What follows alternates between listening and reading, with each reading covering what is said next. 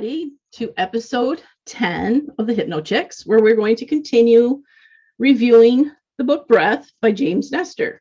And last week we finished with section 1, and tonight we're going to review section 2, give you a little bit of more information about breathing and how it can basically change your life. So, who would like to start? I is reporting on all of the findings. He himself is not a scientist. He is also not a doctor, but he is reporting the findings of these things. And before you do any of these practices, it's advised that you consult your actual doctor. Yeah, I know we had some side effects from after we did our little experiment last week of stuffing our nose full of cotton balls or tissue. I know Joyce did and Jennifer did. I did actually. When I thought about it, I was like, actually, when I had that attack, that was the day after we did the nose plugging. I thought about that as I was using the restroom a few minutes ago. But I was like, wait a minute. That's a good point. Maybe it was an effect too. Maybe it made me more sensitive to the scent, but I'll tell you guys about that if you want to. Well, yeah, it's possible. I mean, if I know that I had a sinus headache for the following 2 days, it was bad, and I was like, I had all my energy was zapped, and I just had this like immense pain in my sinus cavity. So I'm like, I never want to do this again. This was terrible. Yeah. I can only imagine how with them doing the experiment, that the first 10 days of that experiment, they had their nose plugged the whole time. I can't imagine. Yeah. Just for having our nostrils stuffed for that short amount of time already had that much of an effect on us is crazy. Like, I appreciate that they did it because we learned a lot. And he would have never wrote the book if he never haven't, engaged in all of this like research and stuff that he did. But oh man, I feel bad for them. Yeah, and the monkeys, and the rabbits, the monkeys, and the dogs. Yeah, and the dogs too. Oh my gosh, the dogs. The dogs too. Oh yeah, I forgot about that. Is that in this section? Am I getting ahead again? No. The dogs in this section. Yeah, that's part 2. Yeah, you're in the right section. Yes. Okay. Jennifer, didn't you have like postnasal drainage? Yeah, the next day I was kind of okay that night. I mean, I was just real dry, but I woke up and my nose was just completely runny. And when I got COVID, that was one of the symptoms. My nose was just runny. I had nothing else, and I thought, oh no, did I get it again? But it kind of was gone the next day, and I had no other symptoms. So thank God. Yeah, because I lost my taste and smell, and that was awful. Yeah. But yeah. Well, when you got sick with COVID, you were sick for like almost 2 months, right? No. I was when I actually had COVID, I was the first day I had kind of chills, but I didn't think I was sick because I was at work and it was cold in there. So I just thought I got chilled. But right. That night when I got home, I was still I couldn't warm up. And then the next day I was fine. But my nose was like a faucet. And then the next day I didn't have the nose, but I started coughing, and my husband immediately threw Mucinex at me and said, I'm not listening to that for another 2 months. So I took that and I had nothing the rest of the day. And then the next day we went out to dinner and I thought, oh my God, I can't taste my food. And I can't smell it. So I came home and I have a big bundle of sage and I lit it on fire. So my room was kind of filled, and I'm like, I can't smell this. And like, which is scary because my pellet stove, the smoke was billowing out of it where it shouldn't have been for some reason. I don't know if there was no updraft. Maybe. I couldn't smell it. So I was laying on the couch wondering, why am I getting so congested and stuffed up and my eyes are burning? And when I looked over, the sunlight was coming through the window and it was smoke, like smoky. And I thought, oh my God. And when I looked at my fire or pellet stove, you could see the smoke coming out of the backside. I'm like, oh my God, I could have I wouldn't have died, but it was bad. I had been there I probably inhaled it for a good 30 minutes of like, what is burning me? Why does it hurt? But anyway, no, when I was sick, it was sinus infections last fall that lasted literally 2 months of coughing. But no, the COVID, I was okay. So it was kind of weird. Yeah. But I thought I had it again, so I was a little panicky, thinking, what am I going to lose my taste again, but I didn't. So it's all good. Good. Yay! But you Yeah, still don't you'd like hate for it to M&Ms. ruin any more chocolate, right? It killed M&Ms for you. I'll kill M&Ms. I am off M&Ms probably for the rest of my life. I even tried to eat those suckers and they just were like a weird taste. That's so Oh, interesting. Yep. sucks. Yeah, I had an interesting experience because I know it was after the whole re um taking out the tissue because my dad's appointment was on Thursday and we recorded on Wednesday. So Mhm. it didn't add up till just a few minutes ago. But yeah, I had an interesting experience. So I took my father to um his doctor's because he gets eye injections every month in both of his eyes. So, I had to drive him there and drive him back. And on the way home from his appointment, um, so we stopped at the store because I had to pick up some stuff for dinner. So right across the street from the VA hospital where he gets his eye injections is Walmart. So I stopped by there and he was sitting in the car. So I was trying to hurry up and get the stuff and go. And then some lady walked by and I'm really sensitive to perfumes and certain scents and it just triggers like an asthma attack. So this woman walked by and I had the mask on too. So anyway, the woman walked by and she had this strong perfume on and all of a sudden just took my breath away and my chest just got tight and I was like, "Oh no, I'm having an asthma attack." So usually I keep my inhaler in my purse, but I ran out of my inhaler. I think it was a week or two ago, and I was like, "Oh, that's okay. I have one in my purse, and I'll use it. And when I get my refill, I'll just replace it in my purse." So, Did you again, forget? Or yeah, did you not get it yet? no, I got it, and I forgot to put it in my Oh, purse. So, Is it there yeah, now? yes, yeah, but you're right when gonna I have got to get home. those like a lanyard and just keep it around your neck. That's what, yeah, my dad said that, so it was funny because, so I sometimes I can like decongest myself and I'll be okay. But by the time I got to the car, I was kind of already in a panic. And my dad mentioned something about, oh, he said, "Oh, well, it's almost 5 o'clock. We're going to be hitting 5 o'clock traffic." And I was like, "Well, do you really want me to pucker your butthole a little bit here?" And he's like, "What?" And I was like, "I'm in the middle of having an asthma attack." And he's like, "Well, just take your inhaler." And I'm like, "Well, that's the thing. My inhaler's at home." He was like, "What the hell do you mean your inhaler's at home?" I was like, "Yeah, I kind of forgot to put my inhaler in my purse when I got the refill."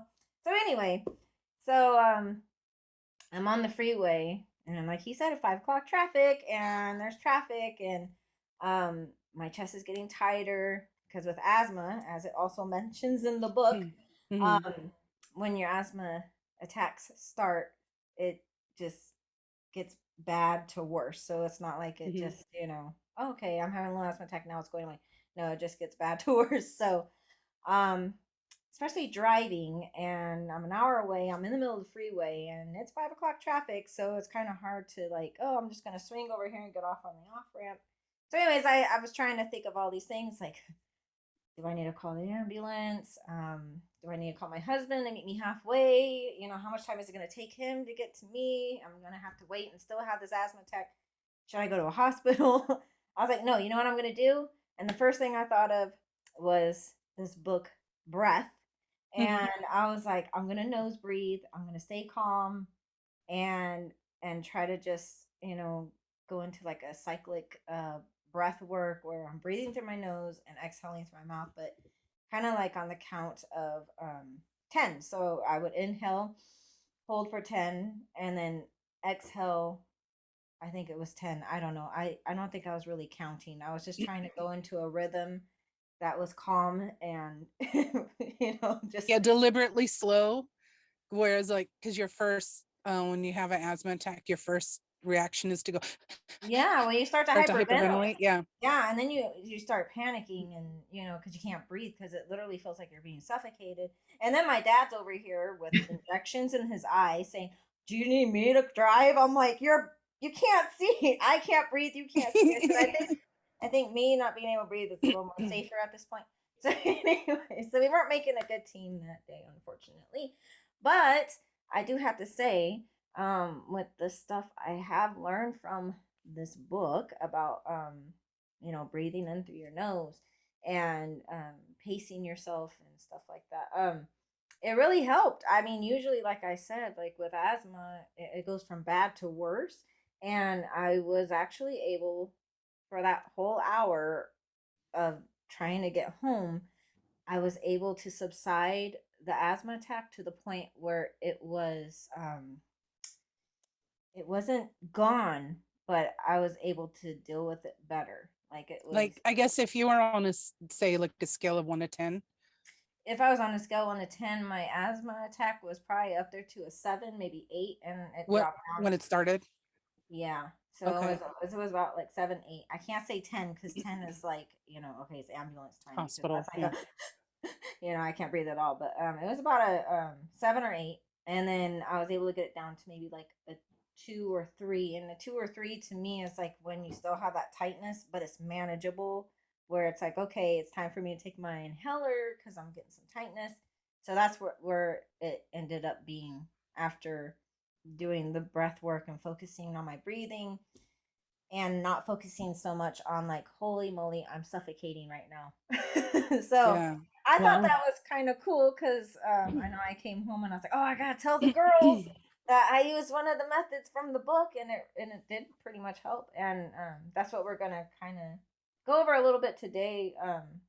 Yeah. With, you know, our review is little things here and there of some methods that we um, had learned about. And as you know, they Nestor and Olson had removed the silicone plugs from their nose, and now they're back in the otolaryngology head and neck surgery center at Stanford. You know, finding out what their before and after cultures are. So maybe we'll go a Which little bit. I don't know that if we're going to get into too much detail about that, but it was, I remember him saying how nasty it was. And he, you know, turns out like he had basically like an infection and stuff in his Yeah. own nose, you Mm-hmm. know, so Oh it yeah. makes sense. Yeah. Yeah, I know when we had him in that night, and I thought, literally, I thought I had the tissue stuck in my nose because no wonder why it stopped dangling in there because it was so moist. Oh, I was like, oh gosh, it was like, it was compacted up in my nostril, and I was like, oh, get the tweezers and pull it out. But luckily I got it out. But when I pulled it out, sorry for the disgustingness, but it wasn't pretty. And I was like, holy moly, that's gross. So just imagine 10 days worth of yeah. that in your nose, just compiling, Hmm. you know. So. Yeah. And like, I mean, Jennifer and I, we had cotton in our nose, but imagine like silicone, so it blocks like all the moisture coming in and out. So Oh, it's true. like you think of all the rashes that people get and stuff, Mm-hmm. just from stuff not breathing, you Yeah. know, like, or how like babies, they'll get like a rash, and like, if you know what I mean, like because a little baby jelly roll, Mm-hmm. and Yeah, yeah, it, you yeah. know, they get hot and it gets humid, air it out and everything. Right. Right. Yes. Yeah. Yeah. So I can only imagine the irritation within their nostrils, which must have been very uncomfortable. Oof. Yeah, I can't imagine. But yeah, so I'm really intrigued in it. I mean, I'm learning so much. I'm like right in the middle of reading it, I'm messaging you guys like, what? Did you get to this part? Yeah. What is this? So yeah, it's very, very informative. And it's like Jennifer said last week, it is life changing. And I know, just us talking about the book as we're reading it, it's like even when we're not reading the book, we're so mindful of our Mhm. breathing now. It's crazy. It is a life changing book. And hopefully James Nestor does pick up on this video, because really it is life changing because Yeah. he should know that, because I think it's really important to breathe in a proper way to extend your life and also to have a healthier life as well. Mhm. Well, Um, and a lot of the things that I think that was news to me is that being a person who's always suffered with allergies ever since I was a little girl, that there was actually breathing therapies out there, but I guess that they were not so common for everyday doctors and pediatricians to necessarily know about all of the research that's out there. Plus, I mean, they're general practitioners, they have to know like everything, so maybe they don't have the available time to read about all the extra research, and there was no internet back then. So um you just think about how, had we known about that, maybe some of the stuff could have been corrected. I mean, maybe it still can if I'm deliberate about it now from here on out, but like my middle son, he has a really hard time breathing through his nose. He's practically been stuffed up since birth, and he Wow. has like barely a sense of smell at all.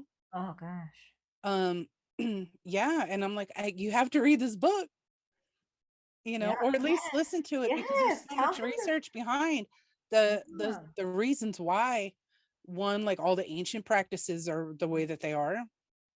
um of course those were from their observations, but um maybe like some of the people in the clinical trial stuff that they were talking about, how they really worked on themselves to nose breathe exclusively, Yeah. and then over time the passages and stuff opened up so that it became like easier and more natural for them.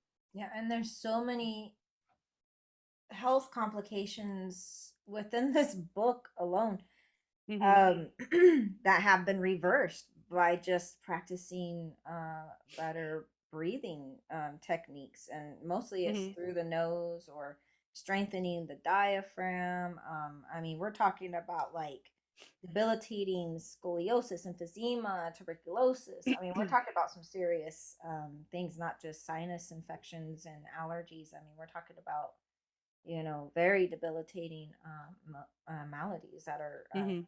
affecting people. And the way they got through it was by practicing healthy breathing techniques, which is I thought was fascinating. And I know Jennifer, she's kind of got like a list she's got we can go through. So Yeah. I don't want to jump ahead or Oh, You're so I good just, at keeping us on task, because we'll I know, just like right? rattle off forever. I just said, Literally a listen, 4-hour podcast, and we're trying to get it down to 45 minutes to an hour. right. Yeah. But with the different illnesses, the one I really liked, since you're talking about asthma, is the woman who couldn't go anywhere. Yeah. She couldn't walk more than a few feet without Yes. inhaling. And after doing several of these exercises and working with this, I don't remember the person's name, who there's so many stories, that she was actually able to go out and do things, and her use of her inhaler dropped Yeah. dramatically. yeah, And she was able again, to simply, hike. yes, but simply by doing these breathing exercises to open up all the stuff in the mouth area that can possibly go wrong, which one of the things I thought I questioned, not question about the book, but with these people that have done these studies, it really amazes me how they're so quickly to be dismissed by people in their own industry. So quickly that, and to make it sound like you made up these studies, these research, the way you did your study was incorrect, you made stuff up, but yet you've got actual physical people who've done this and they still don't believe it, and he's changed these people's lives. Yeah. Well, So, I mean, scientifically is speaking, we're supposed to, or at least the scientific community is supposed to approach everything as if they're trying to prove um it false rather than to prove it possible. So that's the disposition of the community. um Before that they can say that anything is true, they have to rule out all other possible things that it could be. So every scientific study is supposed to be able to be replicated. right, So some of the stuff that they're bringing up may be valid concerns from their point of view, and of course they should do more studies. That's the whole point. Whenever a study is done, especially if it's a groundbreaking study, it'll say in the bottom, needs further testing. right. So that's expected, and it should be done. Scientists, please do it. um because we need more validation for this, especially since the Western medical system and the pharmaceutical companies really are running the show on this side, and they look at anything that was ever tied to a spiritual tradition as hokum, where sorry, but people and their belief systems have existed forever, and it's very hard to divorce whatever spirituality you might have from your daily practices. So if they got handed down that way, I think it's foolish to throw the baby out with the bathwater. Okay, maybe you don't agree with this particular religion, but were there practices that were actually helping you calm your physiology? Well, yeah. Yeah, and of course, back thousands of years ago, up until recently, they didn't have these issues. People that didn't have, like the Native Americans, had perfectly straight teeth. They had no breathing issues. But yet, wealthy people who can afford the best of the best, their children's mouths were full of cavities. They had breathing issues. The amount of respiratory issues the percentage of people that just in the US that have issues is astronomical. One of the things I liked about this book especially is how he weaves in all the ancient studies and things that he's found that people used to do, the breathing techniques, or when he studies their different shapes of their mouths and how our mouths have changed. And again, talking about the new age stuff, that it's a hoax, or it's all, the word people like to use is woo woo, I think is what I've heard multiple times. Yeah. But I heard somebody actually say that new age stuff is not actually new. We're just simply going back to the old way of doing things before the big pharmaceutical companies interjected, and then it all became about money. Now, it's not to say I'm not bashing the pharmaceutical companies, because they do. I think there's a healthy balance between the two, but I don't think relying strictly on the pharmaceutical companies, because they can be the first one to take a perfectly great concept that's been proven and bash it and say no, because maybe it just cut into their bottom line, a couple $2 billion. So I agree. That was the first thought too, about how and why they dismiss it. So I agree. And part of it, of course, is going to be their bottom line, the money issues. But one of the other examples, just because, like, let's take herbalism for example. It's hard to dose that exactly the same every time, right? Whereas in a pharmaceutical company, they have researched some of the plants and herbs and stuff that have been associated with these medicines, and they've tried to identify or pinpoint a particular chemical compound that works, or that's the one thing that they think that is what causes it. Where from a naturopathic or holistic point of view, it was really the whole plant and all of the properties and stuff, or that particular part of the plant, all of those minerals and chemicals and phytonutrients and all the stuff that's combined in it together is what created healthy balance. Like turmeric is a blood thinner, it's good in foods, if you have it in healthy amounts, teas and different types of things. But warfarin and other blood thinning medications are based on turmeric, but the rate of it is so strong, or the proportion of it is so strong, that a lot of times people who start to take it end up having to go to taking it like once a week or once every couple of days, because the medication is too strong.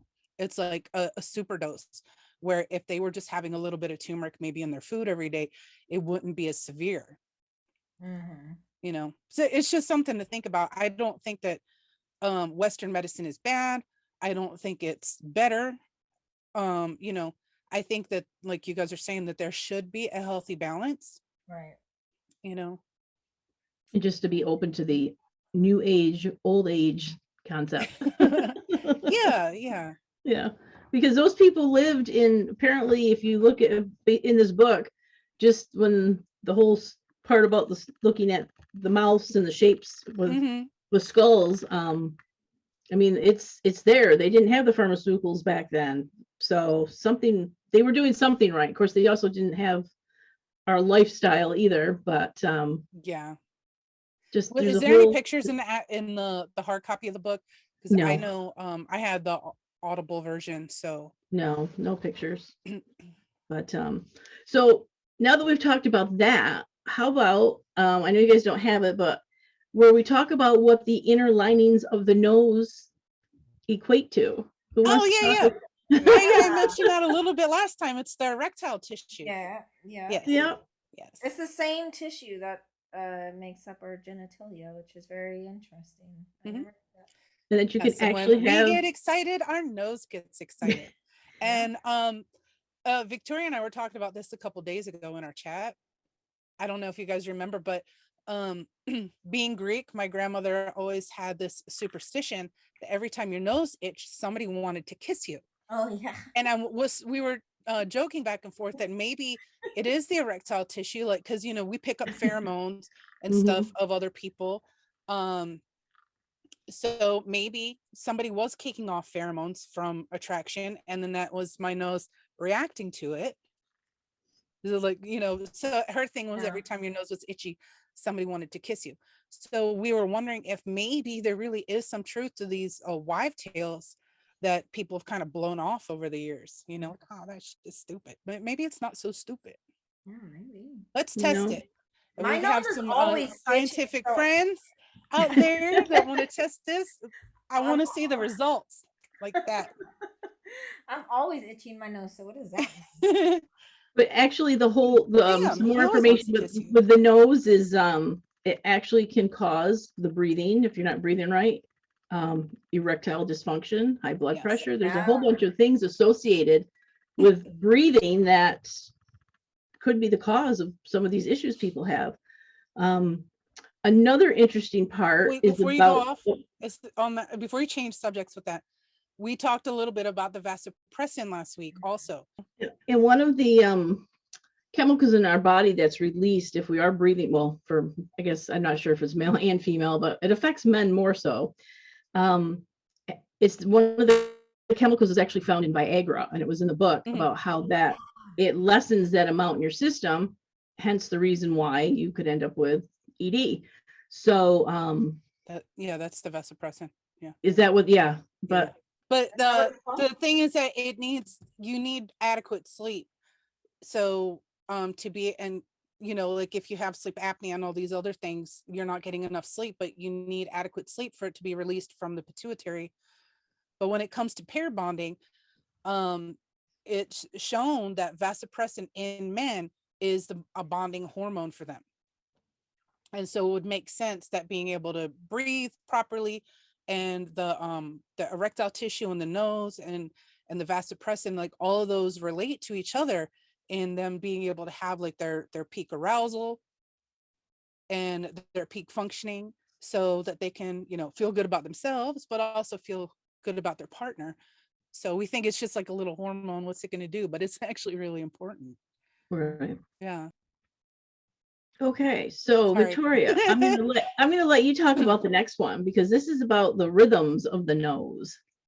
Sorry, I was still in the I was reading because I was trying to follow along just in case we got stuck on something, and I was just looking how when a man becomes flaccid, so does the nose. I was like, oh yeah, I remember reading that part.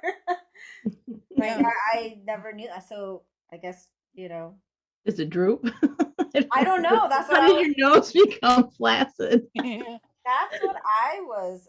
Unless they're talking inside, maybe that could block something. I don't know, but well, I have heard that when it goes for both male and female, when someone is attracted to you, or vice versa, your nose flares. So they say like when you're talking to someone, and if they're you're curious, like, oh, are they attracted to me or whatever, just you don't want to stare at their nose like a weirdo, but, like kind of stare at the but center. like their nostrils flare. Yeah, the nose flare so when that they can get more oxygen and seem more virile and stuff. Yeah, it's the micro expressions are like really interesting. We should do something about that one of these days. Well, yeah, going back to the whole the breathing, the rhythm, I guess the rhythm. The rhythm of our nose breathing, it's pretty cool because even in the book it will say like it first starts off like 1300 years ago, an ancient tantric text. I'm probably gonna slaughter this, but the Shiva Swarodaya, I think that's how you say it, described how one nostril will open to let breath in as the other will softly close throughout the day. Some days the right nostril yawns awake to greet the sun. Other days the left awakens to the fullness of the moon. So according to the text, these rhythms are the same throughout every month and they're shared by all humanity. It's a method our bodies use to stay balanced and grounded to the rhythms of the cosmos and each other. So they say also, I guess in 2004, this scientist had tested this breathing rhythm pattern thing that we do with our nose, the Shiva Swarodaya, the pattern. And I guess she had found that it's influenced more during full moon cycles. So that's interesting. It was the strongest during full moon. That's interesting because my sinuses are pretty bad, and I swear to God that today was a full moon. But I know today's like it's full moon in Leo, yeah. Leo, yeah, full moon. Okay. So no wonder my sinuses are acting up. Okay, that makes so much sense. Yeah, well, I know, like, especially with asthma, which is really weird. Because I have asked the doctor this before, and I don't mean to keep bringing up my asthma thing, but this is about breathing. But anyway, for some reason, it's more flared up at night than it is in the day. And the doctor would tell me, yeah, that's normal. It's something about the barometer pressure, because you know how like the air becomes, I guess, more dense at night. But I wonder, well, maybe it has something to do with the rhythm of the breathing too. You know how like because I have noticed too, my left nostrils are always more clogged when I lay down, or especially when you're sick. You ever notice that? Like during the day, like during the day when you're sick, or if you're just having really bad sinuses, like during the day, your right nostril, or it might be vice versa, like the left nostril will be plugged, or one or the other will be more plugged, and when you lay down, then all of a sudden the one nostril opens up. It's like, why? It's like, now I can breathe out of this one, but I can't breathe through this one now. So, it does alternate several times throughout the day. I don't remember the original text, but when I was really interested in Ayurveda, like when I was in high school and stuff, I remember reading that it switches like multiple times a day. I want to say it's like every couple of hours that it'll be mostly one or the other. But then also the right side of the nostril, if we're plugging the left and breathing only through the right, it creates arousal. You know, is that similar when I say arousal, I'm not talking about like sexual arousal, but it kind of gets your blood going, and it gets you more like amped up and ready to go to, you know. So if you're running low on energy and you could give that a shot to kind of like buff your energy for a little bit. It doesn't last forever, but you might reap the benefits for like a half an hour or something. And then calming down by blocking the right nostril and breathing in through the left activates more of your kind of rest and digest. Yeah, I think that's wouldn't that be the same almost as the pranayama, like where you take and you breathe in through one nostril, and it's that breathing exercise. Yeah, I would probably as part of those same practices. I know that it's I mean I don't want to get too far ahead in the book, like with some of the stuff that he was talking about, but yeah, so they're related to each other. I don't know if they're in the same sacred text or not, but they're related. Yeah. I think it was kind of interesting to read that when you breathe through the right nostril, it actually feeds the left side, the left hemisphere of the brain. So that's a neat little thing to read about. Which you said yours is plugged all the time, your right side? My left side is your left side is. Yeah, I was thinking about that too when I was reading that, because I was reading how it connects to the sympathetic and parasympathetic nervous system. And I'm like, this might explain some things, because my left nostril is always plugged. Well, I have a deviated septum, so I get more congestion in my left nostril than I do in my right. So I'm like, maybe that's why I'm not as creative as I usually am. Yeah, and the way the book explains it, they actually are like do like the opposite thing. Like one's the accelerator and one's the brake. I mean, Yeah. I just find it amazing how they come up with this stuff through.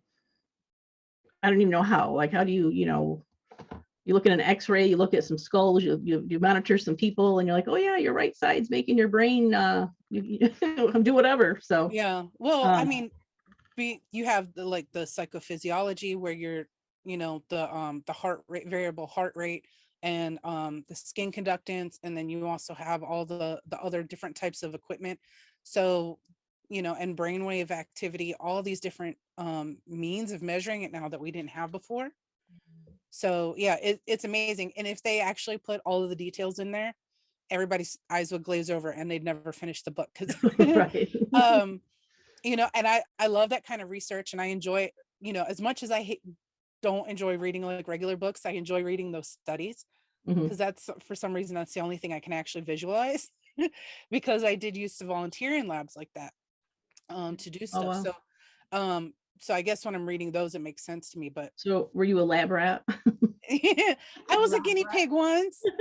And it actually had to do, they didn't frame it this way, but it was on a flow state, which now as hypnotherapists we know is actually like a hypnotic state. But that's, it was about getting you to that cusp of psychological or like message unit overload, right until like you were at your peak performance. But that's not related to this, so I will but the heart variability is something that he brought up. Yes. That was one of the things they tested. Yeah, they tested for every day. Yeah. They were always Olson would always come in with his handy dandy oximeter. Well, yeah, and then when they were getting into like their research, or what do you call it, when they were traveling around and they were looking at these world religions, do you remember those parts? That the breathing cycles that ended up being very common in all of these different religions was a 5.5 second breath in, 5.5 second out, and basically 5.5 breaths per minute, which brings us into a heart rate a coherence. Right. But that's way down. That's way down. We're not there yet. Oh, okay. That's sorry, I didn't know we were going sequentially. That's why I was kind of trying to a little bit, but all right, sorry, it's related, but I know it's just I will shut up now. There's so much, and it's exciting.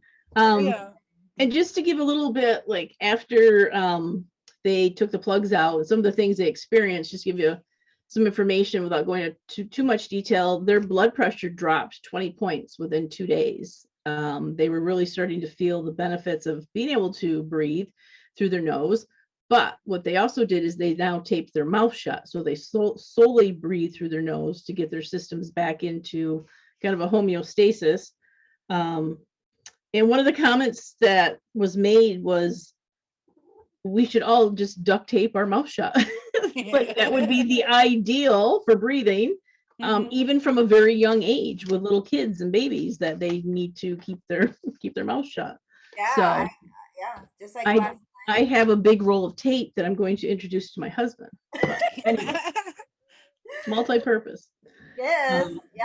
Just like last night when I was on that part that you're talking about where they start taping their mouths and going through all the benefits and all that good stuff. I was like really contemplating. I was like, I have some duct tape in the garage. Everybody's asleep right now. This would be my chance to. This is beneficial. Just hold still. Right. Not just the fact that it shuts everybody up, but yeah. But I've actually was amazed that was enough really to have them keep their mouth shut when they were sleeping, because I feel like I would probably rip it off in the middle of the night. Well, I think that's what Nestor was dealing with in the beginning, and then he found another way of doing it. Well, I think as you progress and get used to it, you would probably, at first you feel that claustrophobic feeling, but then I think after a while you could extend it a little more as you become adjusted to it. Because I know at work, which I'm at a lot where I work by myself. So I took a piece of tape and put it over my mouth. And it was about an hour. And I had all I could do. Like it was claustrophobic, even though I knew I was safe and, nothing was going to hurt me. I still felt at times that, God, I just want to take this off. Like I could feel myself wanting to open my mouth. So thank God somebody did come in, because I was like a zip, which pretty much took the first layer of skin off my lips. But one of the things they do in the book is encourage people to sleep with their mouth, put the tape over it to help improve and lessen the sleep apnea. Yeah.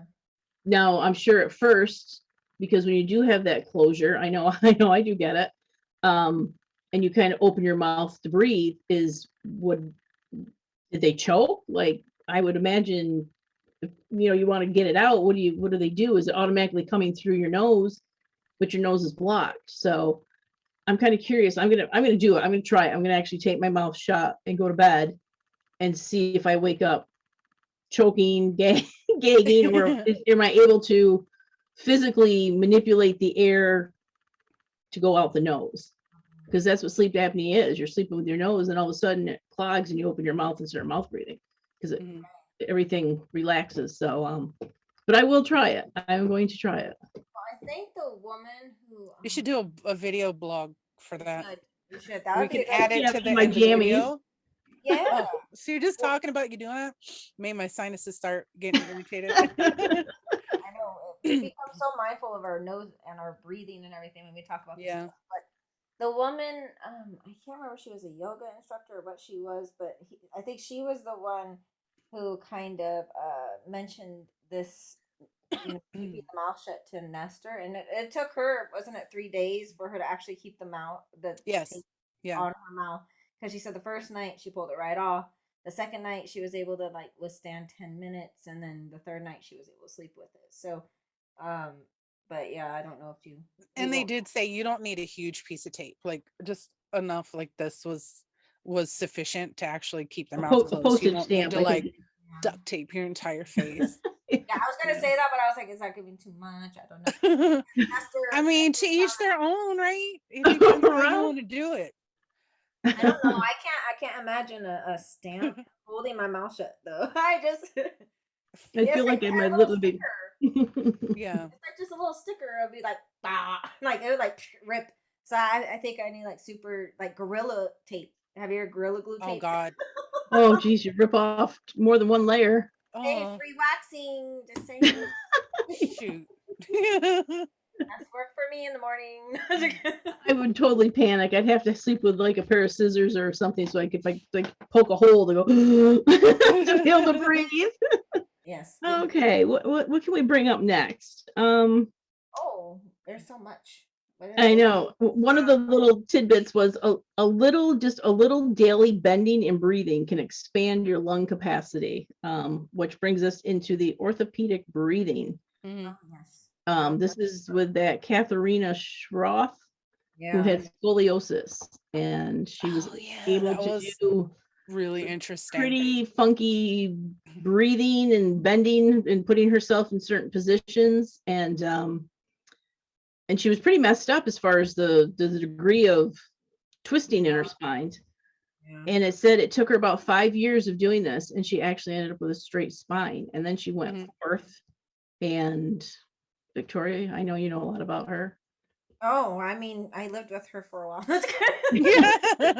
No, I'm just playing. So yeah, so this Katharina Schroth was from Dresden, Germany in the 1900s, and like Jennifer was saying, she was about 16 years old when I think her scoliosis was becoming even worse, and she started looking at balloons, almost as if they were lungs. How they, what did she say? It was kind of like how they expand and collapse, and I guess by watching these balloons, something clicked in her mind to being able to breathe through one lung and then breathe through the other. So, she would stand in front of a mirror, twist her body, and inhale into one lung while limiting air into the other. And then she'd hobble over to a table, sling her body on its side, and arch her chest back and forth to lessen or loosen her rib cage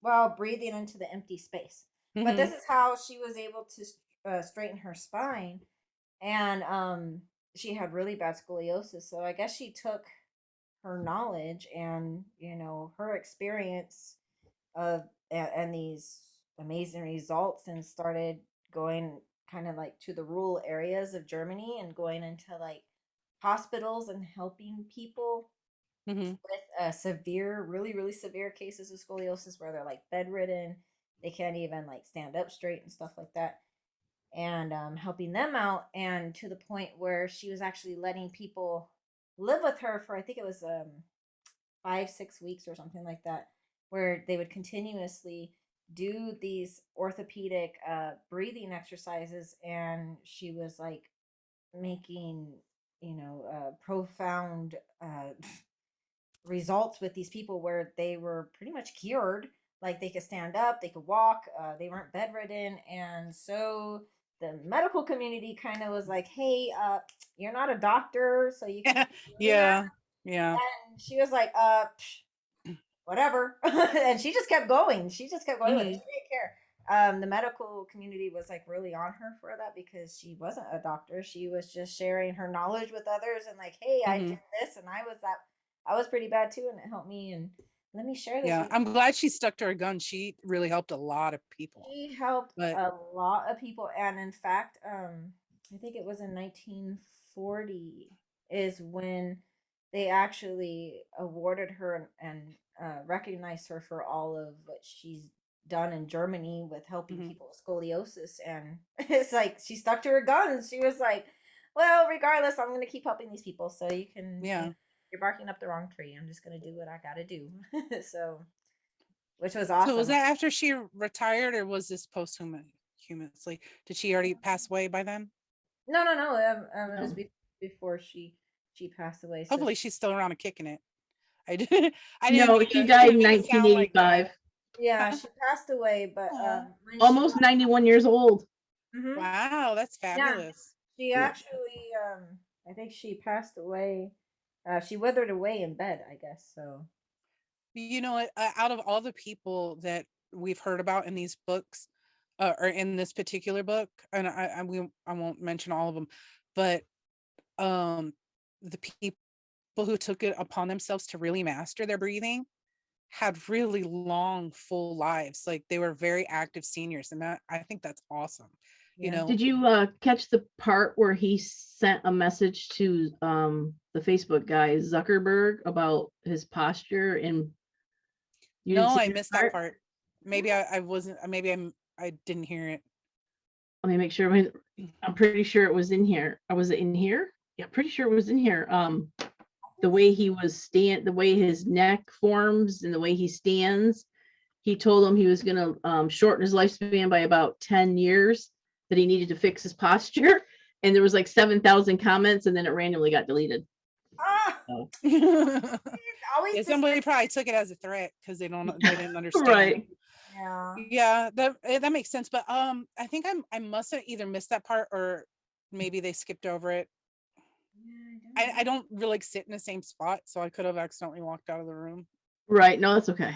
I thought that was kind of interesting. But that makes sense though. I mean, geez, I wish somebody would have said something to me. I'm like, hey, fix your posture so you can, whatever. But one thing I don't remember him mentioning in the book, but is something that I know from my years in the military, is that like chest breathing is actually not good for you. And it's more likely for you to have more symptoms of anxiety, where belly breathing is actually better for you. Well, like, and I think that's where he'll talk about the diaphragm a little bit. So I guess he did talk about it, but in a different terminologies. But in the military we have a tendency to like puff up our chest, and it's very masculine looking, and like I would say it's like breathing in through the right nostril to like get you amped and fired up and everything, but it triggers that, well, the fight or flight, because you want to be fight ready. But but in the end, long term, it's not actually good for you. So we need to start learning how to breathe better from our diaphragm. Mm. Right. Yeah. Definitely. I don't know if that's the spot we're on right now on the list that Jennifer has. Oh, But no. By the we're way, good. I'm really We're digging your good. owl necklace. It reminds me of one I used to have, but it doesn't have the pretty blue in it. Oh, really? Yeah, is it My smoky my quartz in the owl. eyes? My Yeah, owl matches my shirt. yeah, I guess it does. Is it Labradorite? What was it? No, lapis. Lazuli. Okay. Yeah, that one. Let's see. Of course, there's a lot more studies, a lot more travel. Oh, and that takes us into the hypoventilation. And the whole concept of carbon dioxide actually being more beneficial than oxygen, which I still have to read that chapter again because it's the way I was brought up or learned about breathing was we breathed in oxygen, we got rid of carbon dioxide, the plants took the carbon dioxide, converted it to oxygen, and end of story. Well, this gets into a whole lot more than that about carbon dioxide being very important and that we need to slow our breathing down. Mm-hmm. So if anybody wants to elaborate on that, and this was I loved this. It was kind of ironic that those of you that go to oxygen bars, yeah, don't waste your time anymore. Read the book and you'll see why. But oxygen bars are pretty much a waste of money. They Maybe were really relaxing, popular in Vegas for a while. Yeah. And then they would have like the scented ones. I almost said flavored. So, and I did go to one, and you kind of like waft it under your nose and everything. You get a little heady. You get a head rush and everything. But like he said, in the end, you don't get any better performance out of it because if you're not if you're not voiding your breaths properly, but also too, if when we are breathing slower, we're actually taking more time for the carbon dioxide to like mix in with the blood and to be able to help make the oxygen that you're breathing more bioavailable. You need them both, and they need to be able to mix properly so that like one can come into the cells while the other one's coming out, like all the way down to our cellular respiration. Both of these chemicals are important, and you need to have a proper balance. So like only oxygen isn't good, only carbon dioxide isn't good, obviously. But we need to breathe better so we can have an appropriate balance of both. And we tend to breathe shallow and breathe quickly, and we're not having the proper chemical reactions happening in our blood at the right proportion, which is kind of what he was hinting at. I really I like the chapter about this because of all the people that he did the this type of breathing with, slowing it down. Mm-hmm. A lot of Olympians that went on to win gold medals and record gold medals, and all they did was change their breathing to this method. So they trained as usual, like their normal level of training, but also added that breathing technique. Yeah, it was one, I think, if I remember correctly, that was one of our best years Olympically. Yeah, that's what it said. Yeah, I tried doing that today on the treadmill, the hypoventilation thing. It didn't end well, I'll tell you that. I was trying. And I was trying not to breathe through my mouth only, and yeah, it takes practice, that's for sure. So I was like, I'm gonna be on the treadmill anyway, so let me try this out. And I was like, oh, that burns your chest, but I'm sure after a while, just like any muscle, it strengthens it. I guess that's right. And I think some of what I don't know if we mentioned it in the previous like part 1 of this, was that by doing the actual nose breathing and being deliberate about it, we're strengthening the soft tissues and the muscles in our nose and around our sinuses. So just like any other type of exercise that you would do, one, you'll get better with time, but you are strengthening a muscle. So expect for things to get better, as you the cavities and everything open up, and they're better at holding themselves in an open position like they're supposed to be. Right. Yeah. It atrophies if you don't use it. So Right. we probably all have little leggy muscles in our noses. Little saggies in there. Yeah, well, especially the Um, diaphragm can atrophy too because we don't use it properly. Mhm. You were saying in the book, which is Well, that's kind of happened with some of his emphysema patient. Well, not his, but the emphysema patients he was talking about, right? yes, yeah, Yeah. that communication, yeah, yeah. That's why he would or who we're talking about is Carl Stoff. I think that's how you say his name, Carl Stoff. Um, he was. Am I throwing off your list? I don't know. no, go ahead. Okay.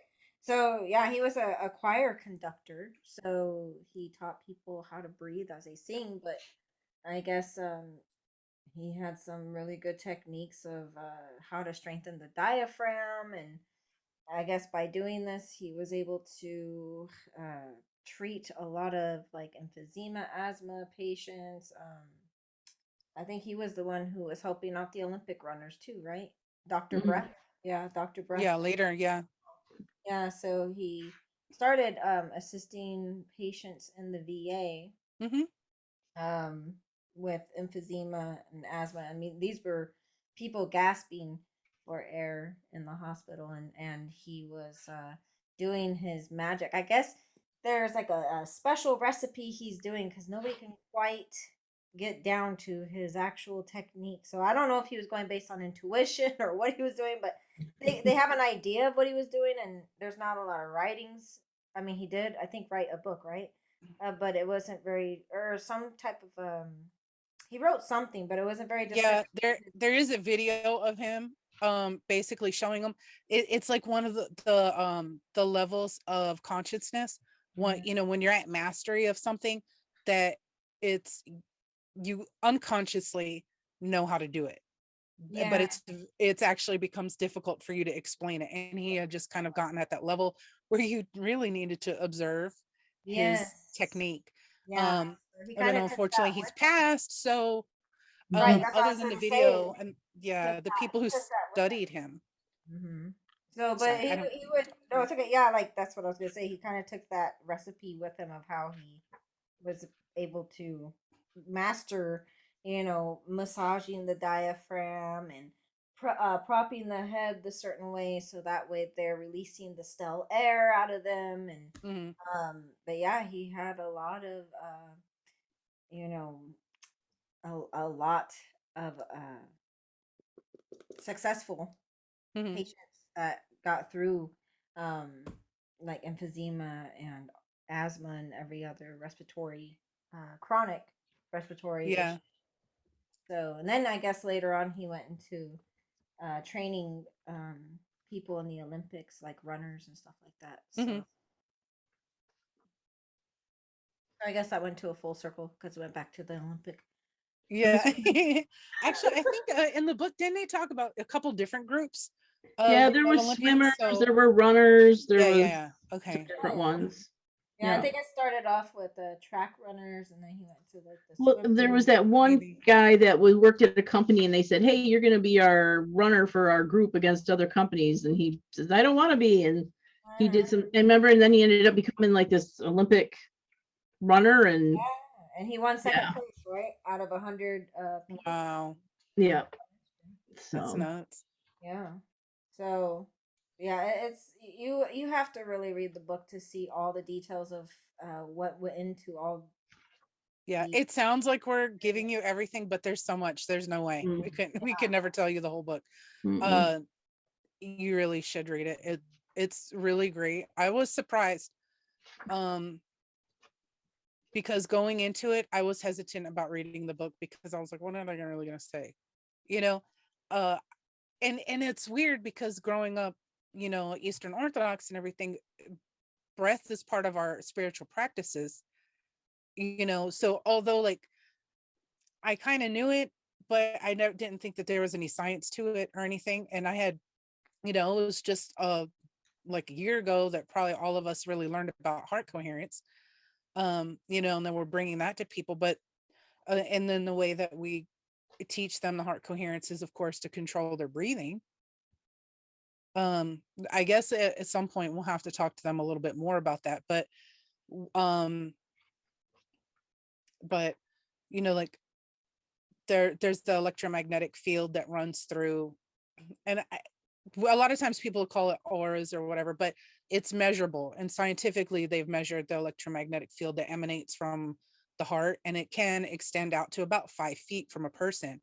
And so and our bodies run, yes, it's chemical, but we also run energetically, and that as we get our heart into coherence, all the other organs are also starting to come back online in the proper basically a rest and digest state, where we're calmer, and it's actually a lot healthier for us. So what basically these Olympic athletes and everything were doing is they were learning how to master this heart coherence while still performing a labored task,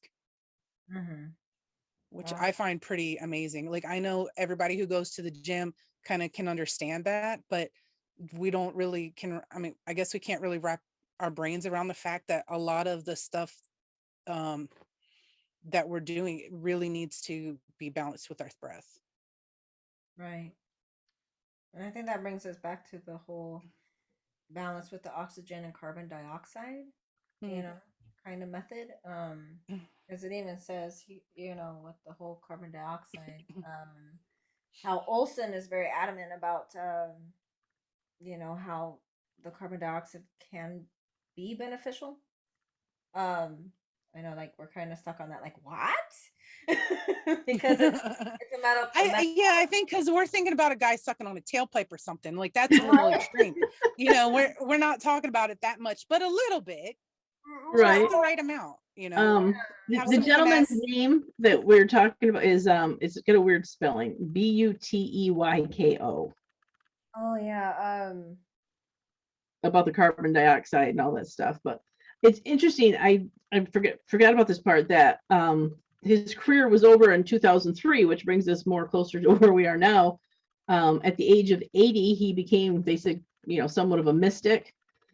Most of his stuff was today, well, back then, was largely dismissed and considered pseudoscience. However, over the past few decades, there are several researchers now following his methods, and I'll give you a decrease their air intake by a third, symptoms of breathlessness reduced by 70%, and the need for reliever medication decreased about 90%. Oh, this was in Australia, found when asthmatic adults followed this gentleman's methods, and they decreased their air intake by a third, their breathlessness reduced by 70%, and the need for their reliever meds decreased by about 90. A half dozen other trials showed similar results. So, well, that would back up Victoria's experience with her asthma. Yeah.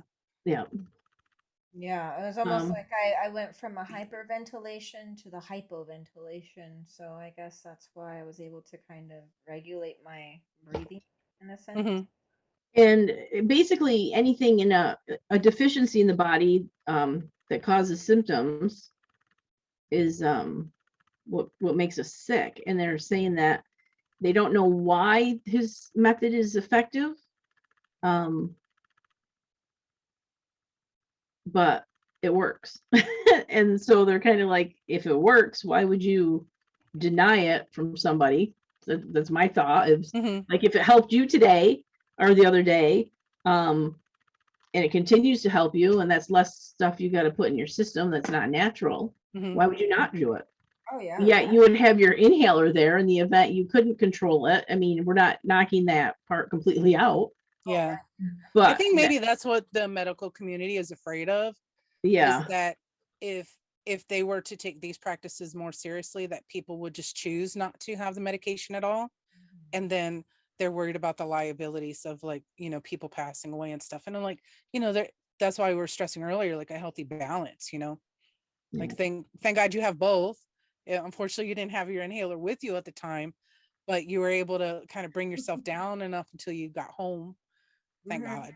Well, I definitely have my inhaler in my purse now, but if I were home and I wanted to try to, regulate it. And if I feel as though, okay, well, it's getting a little too intense, I can just take my inhaler. So, it's just a healthy balance. Use common Mhm. sense, I guess. It's like, okay, it's getting a little too intense. I think it's time now to just tap out and take it. Yeah. Well, also too, just with anxiety and any other kind of like really stressful kind of situation, even like when they were talking about exercising, but with their mouth covered, you have this kind of like mini panic attack that happens Oh yeah. that spurs the hypoventilation. So like that lady's perfume might have been the trigger. Oh, But then definitely. as soon as you started to feel it, there's the panic, and the panic always makes it worse. Well, I You think know, too, because did you say if you had asthma or it's just I allergies? don't have asthma, I have allergies. Yeah. So when your chest tightens up, I think it almost simulates like your brain's like, are we having a panic attack? So it kind of almost like triggers that too, Mhm. because it does feel almost like you're having a panic attack because your chest is so tight. Yeah. And so, I mean, I'm sure because I don't really panic. I just like, oh, okay, my chest is tight. I'm short of breath. But Yeah. when Well, I got that's my good car, that you've kind of trained yourself to not be freaked out like that. But like my between anxiety and my sinuses, when I was stationed in Turkey and we were doing we were running in formation and stuff like that, I thought I was developing asthma.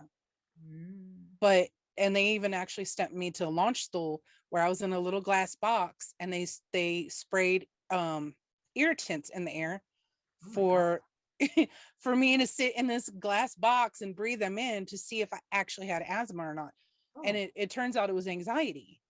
So that's the correlation that he makes in the book, and how we were just talking about it, like it really a lot of times it gets difficult to discern the difference. I mean, of course you have a formal diagnosis, but it turns out I did not have any kind of asthma. It was anxiety, and I probably didn't, because my sinuses are bad, I probably was bringing it on to myself by mouth breathing while we were running in formation, and um, not understanding that that's what was happening. But right. yeah, it was bad. What if you had asthma though, and you had all those irritants? I guess someone probably standing Yeah, by. I was in the hospital. I was in a German hospital, like on a military base in a hospital, Oh, where they were running the experiments on me. So it was a controlled environment. They just didn't send experiment. me out into the middle of the woods in Germany to go figure this out by myself. See, she was Uh, a lab rat, Jennifer. huh? I said, see, she was a lab rat, Jennifer. Yeah. Oh yeah, yeah, yeah. I guess I was. Literally in a in a I glass forgot. box. Yeah, Yeah, I I was know. a Yeah. human-sized glass box. I was. Yeah. Yeah, Wow. that's Uh, claustrophobic right there. That can trigger anxiety just being in a glass box. I don't know how big this glass box was, but have you ever gotten your hearing tested in a booth? mm-hmm. It's about the same size. Oh, okay, that's not too bad It then. wasn't terrible, like I could stand up and turn around if I needed to. Oh, Mm. okay. See, I'm picturing you laying in the hospital bed with this glass box, just like Oh shit, I uh, would lose like my like boxed in. shit. You're like spraying like chemicals inside. Like, here, breathe this in to see if you got asthma. Oh, That's what no, yeah, that would have my been brain terrible. went to. That's what my brain was seeing. I just pictured her sitting in a small enclosed box, like on the ground, completely like Not closed even in a in. chair. No, just in. It went to just being like, oh my god, she was in a glass box, like sitting there, and you can't move. Yeah, that was my visual, real quick. Okay. See, I guess that's the It way you was think not of nearly as traumatic as you guys are I imagining it to know. be. We're that. like Other than Yeah. the worst fact case that scenario out it felt like fiberglass in my chest. Like there. just thinking about it, it's making like, but it felt like inside of my lungs felt Oh, like that's fiberglass, which is why I thought like it was maybe asthma. oh yeah. Wow. But yeah, it turns out, like all my blood oxygen levels and all that other stuff, everything was fine. And it wasn't asthma. It was just it was anxiety made worse by my sinuses, Interesting. and probably, my corresponding mouth breathing. Yeah. Hmm. Now I know we've talked a lot about asthma and emphysema and breathing disorders, but this little paragraph here talks how over breathing can have other deeper effects on the body beyond just function and constricted airways. When we breathe too much, we expel too much carbon dioxide and our blood pH rises to become more alkaline. When we breathe slower and hold in more carbon dioxide, the pH lowers and blood becomes more acidic. Almost all cellular functions in the body take place at a blood pH of 7.4, kind of our sweet spot. Yeah. When we stray from that, the body will do whatever it can to get us back there. The kidneys, for instance, will respond to overbreathing by buffering, a process in which an alkaline compound called bicarbonate is released into the urine. With less bicarbonate in the blood, the pH lowers back to normal. Even if we continue to huff and puff, it's as if nothing ever happened. But buffering is a temporary fix. It literally said constant buffering also weakens the bones, which tries to compensate by dissolving their mineral stores back into the bloodstream. It says, yes, it's possible to overbreathe yourself into osteoporosis and an increased risk of bone fractures. Yeah, kind of creepy. Especially for women, osteo, you think it's just a lack of calcium, I think is the big push. Drink milk, take calcium. Well, what about breathing? Yeah, well, Let's breathe. I guess it makes sense to me because when you're thinking about bone density, right? All of your new blood cells and everything are being formed in the marrow. So that would make actually absolute sense. Yeah. In hindsight, never thought about it before, but now I'm like, oh yeah. Yeah.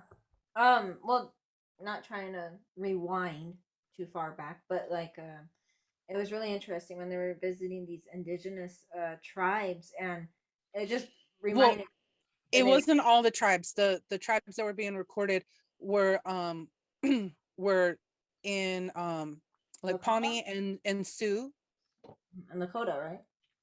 Yeah, in the book, each tribe is different, but and they also have out of 500 different plus nations that existed before colonization. Everybody had their different facial structures, but the ones that were mentioned in the book were specifically Lakota, Sioux, and Pawnee. So we're talking about like the Midwest and some of like a little bit farther north. So their bone structure, their the nostrils are a little bit larger. Well, they were like 7 feet tall almost, even the women. Yeah, I thought he said 6+, but yeah, he might have said that some folks were 7. And a lot of Sioux folks really are tall. There's other tribes that are not so tall, but but their features are all different. But one of the things that was really interesting is that these Plains tribes were not having the same maladies. They didn't even have any tooth decay. They were saying like their teeth were straight. Yeah. And they raised their babies, or not, maybe not now, but at the time that he went they there, were taping their mouth shut, or not they taping. didn't have tape, but they would. You think about the cradle boards, the babies are up and they're slept upwards in a cradle board, swaddled, and then having their chin lifted and stuff, because they culturally it was taught that to breathe through your mouth was not good for you. Yeah, what did they call it? The magic breath or something? I can't remember. I don't remember something they called it though, but it was just basically nose breathing. But yeah, but I was just reflecting on that because it's just crazy how many people suffer from osteoporosis and arthritis, and just bone issues these days, and to find these indigenous, not saying all, but the ones that they did mention, like the Lakota and Sioux and all that, how they didn't have any issues with their bones and teeth, and they didn't have dentists and medications like we do here. So I just thought it was interesting because we brought up the osteoporosis. So anyway. So this go ahead. Oh, sorry. No, go ahead. Like the first week that we did this and we had our noses blocked for like 2 hours. If you think, that if they are raising their kids to not breathe through their mouth from the very beginning, then they wouldn't be having these health issues, because most of them are associated with actually mouth breathing, where the mouth breathing, you're not purifying the air that's coming in, you're not moisturizing it, and then so you're not getting the correct levels of everything. It makes complete sense, actually, Yeah. because he was talking about the increase in tooth decay from breathing with your mouth open also. So I mean, it makes sense. Yeah. Yeah, because dry mouth can cause a lot of tooth decay. Yeah. Yeah. Yeah, the book is like, it's hard to just talk about one thing in here because there's so many insightful things to look at. Mhm. I all I know is I'm definitely more mindful of my breathing. And Yeah. this takes us only about halfway through the book. So that's what I tell Yeah. you. So let's talk about chewing. This was the last, I believe, the last section of our Yes. part 2. This really blew me away. 12,000 years ago, they said humans in the Southwest Asia stopped gathering wild roots and vegetables and hunting game as they had for hundreds of thousands of years. They started to grow their own food. In fact, these were the first farming cultures, and in these primitive communities, humans suffered the first widespread instances of crooked teeth and deformed mouths. Mhm. So apparently it's all about chewing. Well, yeah, the musculature in the face. Yeah, because Yeah. as the muscles collapse and everything else, and things atrophy. That And then this continued generationally kind of to get a little worse and worse. And about 300 years ago, they actually is when they say it technically went viral, where the whole world's population basically has begun to suffer. Mouth shrank, faces grew flatter, and sinuses plugged. We're not using our throat muscles or chew muscles. So apparently they recommend chewing gum for a couple hours a day to strengthen our muscles in our mouth. Or I guess you could, well, chew on whatever. But you know what? I think that's funny because so many employers don't want you to chew gum at work because they feel like it looks unprofessional. Well, sometimes I can agree with that. Well, I guess it depends. Are you chewing it like you're chewing cud? Yeah, right. yeah. Being really obnoxious about it. I'm a There's an snapper. extreme. I like to snap it. So Me too. Yeah. Yeah, I guess I would always do it anyway, just be like pack it up into my tooth. Like when like the bosses would come around, I'd have it like this whole side of my mouth to just be packed with a piece of gum. I'm like, oh no, ham, hi. I went to Catholic school. We tried to avoid the nuns. We thought we were cool if we could get away with it without a nun catching us with gum in our mouth. I've done that before and I swallowed it and I was like, oh my gosh. And I don't know, because you're always told, don't swallow the gum because it can mess up your stomach. I'm like, oh, I swallowed the gum. Okay, when I was little and people used to say that, I thought you were going to blow a bubble out of your butt. Same. I didn't want to go there, but I was like, oh, it messes up your stomach. Yeah. And then they used to say, well, some people used to say don't eat watermelon seeds. Oh yeah. But only to find out that they're actually good for you and that you should eat them. But I was scared to death that I thought that I was going to have watermelons growing in my stomach when I would accidentally eat one. Yes, my dad it's ridiculous. used to tell me There's so much vitamins in it. Did you swallow a watermelon seed? Yeah. Oh. And I'm like, well, what's gonna happen? And he goes, well, don't be surprised if you start growing watermelons in there. And I'm like, oh my gosh. Why would they put those in there then? Why would we eat this? I think, as kids, we're so literal. Oh, yeah, we're so suggestible. Yeah, it's crazy. And maybe somebody told them that when they were little, so they don't even know that it's not true. Maybe they do know, and they were just messing with us, and we didn't. Yeah, he was just messing with us. Yeah, he was just messing with me. So, because he's like, "Oh, you really believe that?" I'm like, "Oh yeah, I was a kid. What do you mean?" Yeah, I'm supposed to trust you, man. You're supposed to be teaching me about the world, of course. Like, oh no, that was just a joke. So, but anyway, yes. So some more stuff about chewing. When the dentists started extracting teeth to make room for, the straight teeth, they had incidences where the people that were wearing headgear and the braces actually started having difficulty in breathing. The more teeth that were taken out, the worse it was. And they're looking right now, or throughout the 40s, 50s, I guess, are braces actually beneficial? Because a lot of people that have had them are now suffering from breathing issues. They also talked about having your tonsils out, or that the uvula thing that hangs down the Uvula, back of your yeah. throat, having difficulties after that was removed. And they said, wouldn't it be something if all these contraptions that we put in our mouth are actually more detrimental? So lots of details on that. And I know there's some studies in here. I would kind of think that, you know, as far as how they were talking about how our faces are now formed differently over like generations and generations of not doing this, that actually the braces might actually be beneficial, you know, Well, because they it would talked force about, the jaw and everything to be a little bit wider. well, Like I have those a are minor different, overbite. I right? wish But I had gotten braces.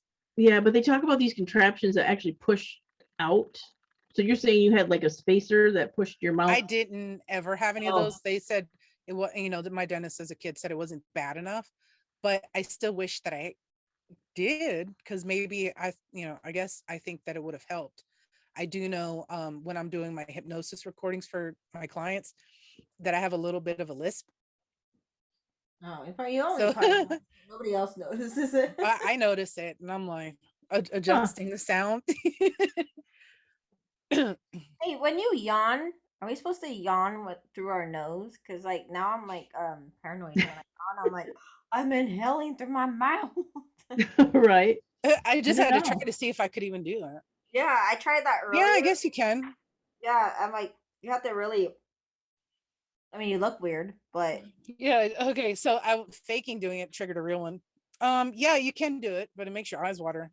I did it Close your just mouth, now. Victoria. Yeah, I kept my mouth closed, but it's weird because it's like it's not. It just feels like it didn't accomplish anything. You know what I mean? It's like my body's like, come on, let it out. We want to breathe. We want to breathe through the mouth. So it felt weird. Well, right. He was saying, James, when he was talking about the second week of the exercises, when or the second week of the experiment where they were doing the exercises, but they had to breathe only out of his nose. As Oh, yeah. the activity and stuff was kicking up, he would have that urge to breathe out of his mouth, and he had to Mhm. fight it. So, you know, just like with your yawn, there's part of you like, I need more air, and you feel like you're being deprived. But then when you look at your blood oxygen levels and stuff, it's not gone down. Right. Yeah. I think it's just a habitual thing too, because like I was saying earlier, when I was on the treadmill and I was trying the whole hypoventilation, where I was just primarily trying to inhale through my nose and exhale out the mouth. I think it's almost kind of like when you're okay. For example, it's kind of like a dog. You know, it's like overexertion causes them to pant in a sense. So it's almost like you go into that pant mode where it's like you want to use your mouth like that instead of the Yeah. breathing in, out, and so you're like, it's like, I need to get the tape and shut this up.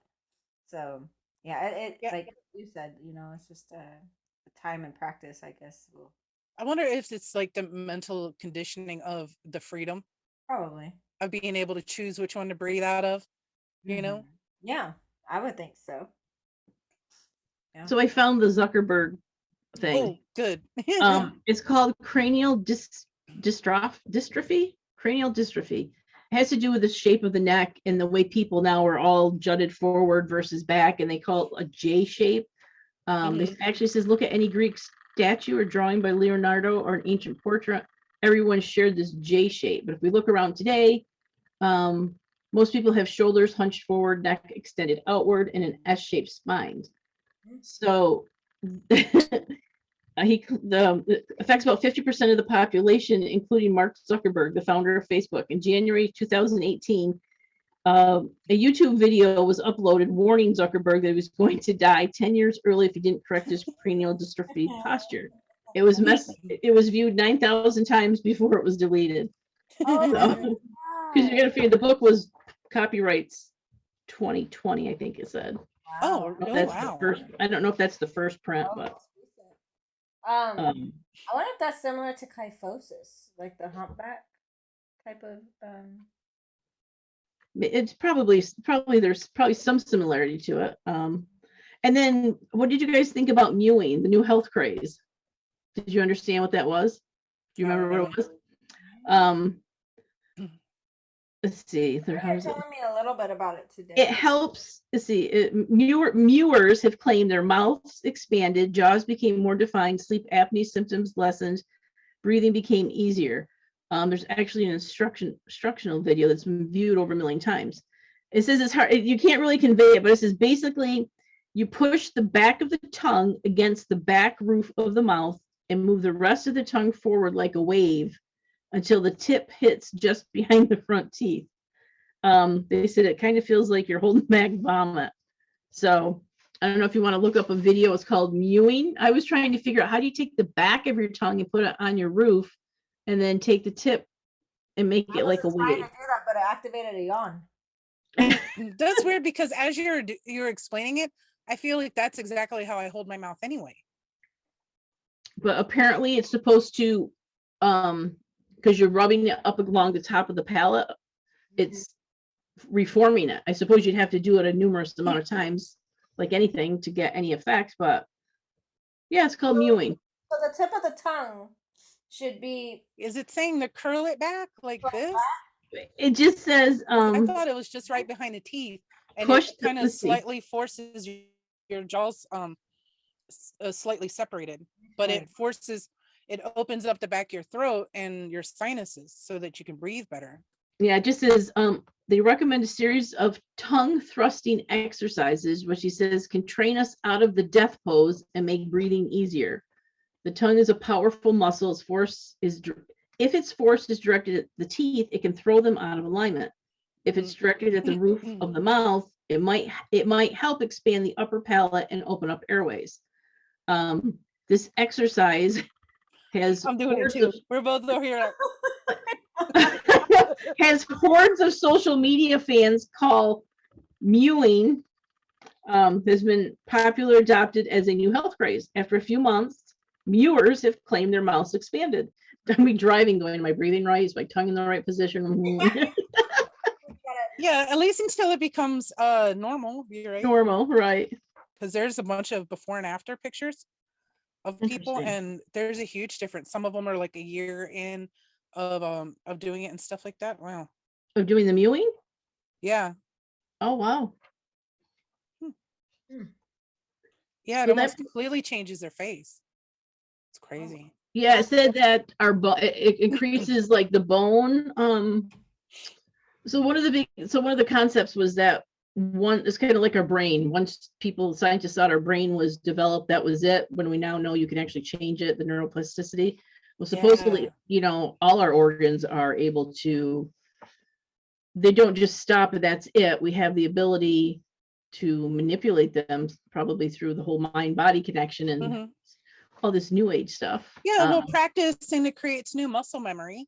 Well, but they said it actually increases like the bone, like actual bone structure, or they measured it. So yeah. Well, I imagine after a while, like you were talking about how the pushing the tongue forward and stuff opens up the mouth more, because all the muscles as they're getting stronger are pulling it. And it, of course it's not going to happen overnight. You're not going to like do one day of face exercises, but have high cheekbones. Yeah, but you think about it, maybe there would be less plastic surgery if people knew more about these type of things, because it would cause them to have more definition or definition and the stronger muscles in their face, so they would retain their the fullness. Yes, the skin doesn't sag. It keeps it fluffed up. Yeah. Just a thought. I can't wait to tell my husband I'm working out sitting in my recliner. I think, what are you doing? I'm working my tongue. No, don't tell him that. I'm working on my tongue exercises, which will totally come off wrong, but Oh yeah, and then there was like what was it, maybe like 10 years ago or something. I think it was around the same time that the shake weights came out. but there was like this one where you would do, had one it of looks those. bad. It looks so bad, but it was to strengthen so you don't get the like turkey neck. Do I you know have what it I'm talking about? Yeah, I You have have one. it still? Yeah, you know, it looks bad. It looks so bad. But Well, you're doing this. I guess so. I never looked at myself doing that. Okay, never Yeah, mind. well, the you shaker's didn't not think much about how bad better. it looked till you did it Yeah, on camera, imagine the huh? shaker and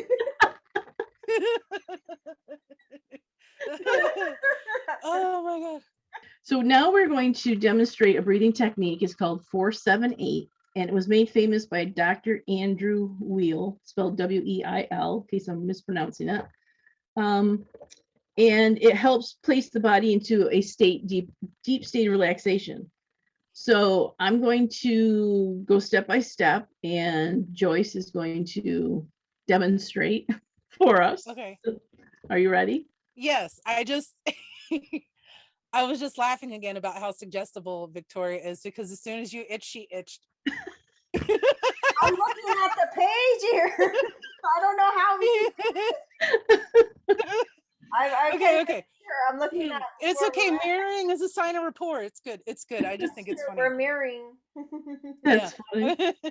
Okay. All right. So are you ready? I think so. So first of all, you're going to take a breath in, then exhale through your mouth with a whoosh sound. Close the Actually mouth. say it. I think it's just like a. Okay. That makes more sense. Like a deep, yeah. All right. Like Lamont. Well, I'll go through the steps first, and then we'll go back and actually. How's that? Okay. So once you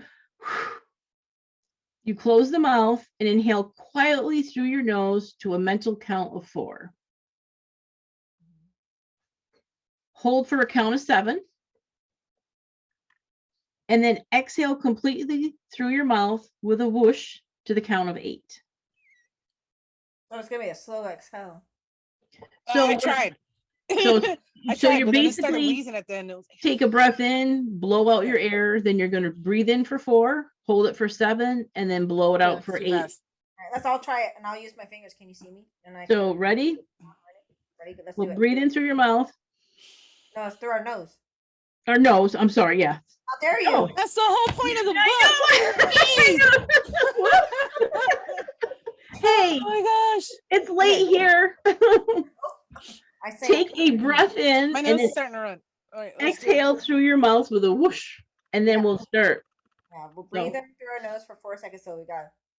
Yep. And then you gotta Hold for a count of 7. hold for a count of 7. Now we can exhale for the count of 8.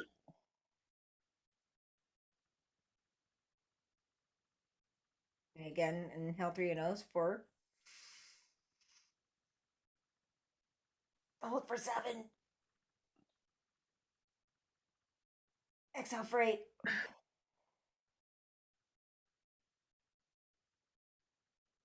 And then inhale through your nose for 4. Hold for 7. Exhale 8. There you go. There you go.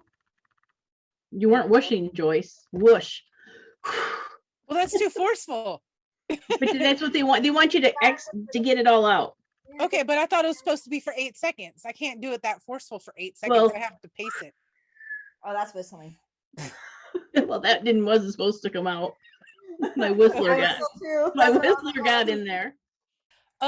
I think doesn't Anders Olsen, he has a an Instagram and Twitter and stuff, and he has a company where he's teaching people how to do a lot of the breathing techniques. Some of them are probably the ones that are talked about in the book. Yeah. So but that's his entire life practice is based around it, and he's also written a bunch of books too, so some of these techniques might be in there too. Is your nose congested, you said? One side? On the left nostril, yeah. So here's how you decongest the nose. Sit up straight and exhale a soft breath, then pinch both nostrils shut. Try to keep your mind off the breath holding. Shake your head up and down or side to side. go for a quick walk or jump and run. Once you feel a very potent sense of air hunger, take a very slow and controlled breath in through the nose. If it's still congested, breathe softly through the mouth with pursed lips. Continue this calm, controlled breathing for at least 30 seconds to 1 minute. Repeat 6 times. I repeat all these steps, 6 times. Shake your head up Can and you down. hear that? Can you hear my nose? Did it crack?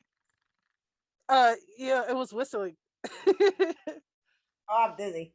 But it says go for a quick walk or jump and run. Once you feel a very potent sense of air hunger, take a very slow and controlled breath in through the nose. If it's congested still, breathe softly through the mouth. Are you still congested? Did it work? Yeah. It is a little bit more It open, is but a it's not little like bit I went for a jog. Yeah.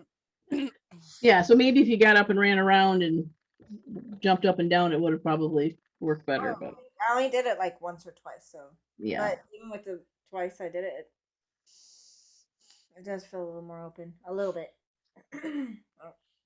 Yeah. So, I'm so just now, reading, from like, now on, we're gonna be like, Aphila's like, what's wrong with you? I know. My nose is broken. I'm decongesting. I can't breathe. That makes me dizzy when I do that shaky thing. I know, as you get older, the head banging days have disappeared. I'm not a head banger. The head's like, Yeah. whoa, the headache. No. I have one of those spinny chairs, and if I do it too fast, I'm like, woo. Pick up the book to continue, to find out about part 3, learn several breathing techniques. This is what the book looks like. Once again, on Amazon, has lots of reviews. It's a quick, easy read, and just save your life. Right, Victoria? Right. Yes. Absolutely. Join us next time.